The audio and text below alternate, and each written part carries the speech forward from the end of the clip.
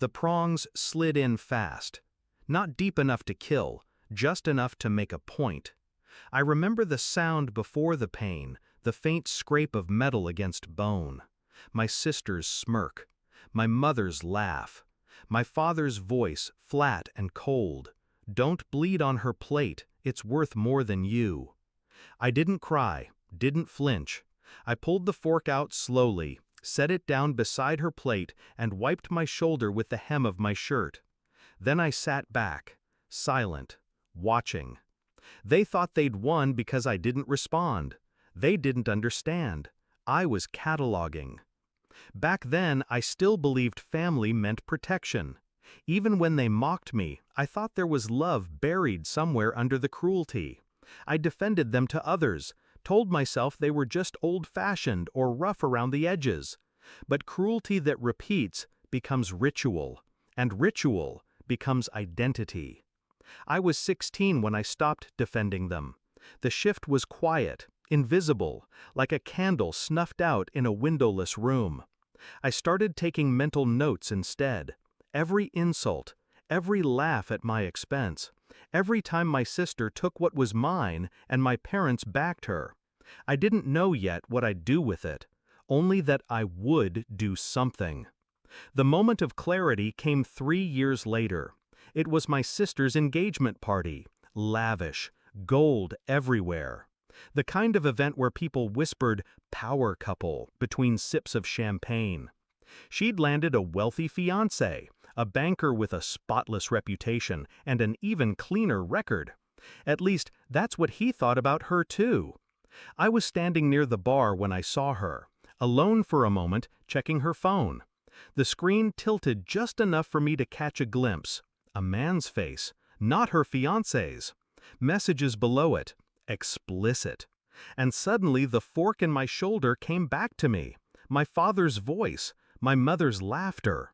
The years of humiliation clicked into place like a lock turning. This was it, my opening. I didn't confront her. I didn't confront anyone. I went home that night and started digging. I already knew she was reckless. Now I just needed proof that could shatter her life, and by extension, theirs. 2 weeks of work gave me more than I'd hoped for. She wasn't just cheating, she was embezzling, skimming funds from the boutique she co-owned with my mother. The bank transfers were small enough to slip past notice, but over time, they added up to a felony. It was almost too easy. The plan was surgical. First, I set up an anonymous email to her fiancé. Screenshots, bank records, hotel receipts. No note. Just the evidence. Let him draw his own conclusions. Second, I sent a separate packet to the other co-owner of the boutique, my mother's business partner. The kind of man who would sell his own blood for a cleaner reputation. I knew he'd take it straight to the police to distance himself. Third, I leaked the affair photos to a gossip blog. Not under her name, of course, just enough detail for the pieces to connect later, once the arrests and breakup hit. And finally, the quietest step, I called the tax office. Told them there might be discrepancies in my parents' filings. Gave them dates, amounts, and account numbers. It was a single domino. I knew the rest would fall. When it all came crashing down, I didn't even have to be there. Her fiancé called off the wedding, first, publicly, in front of her friends. Then the police showed up at the boutique.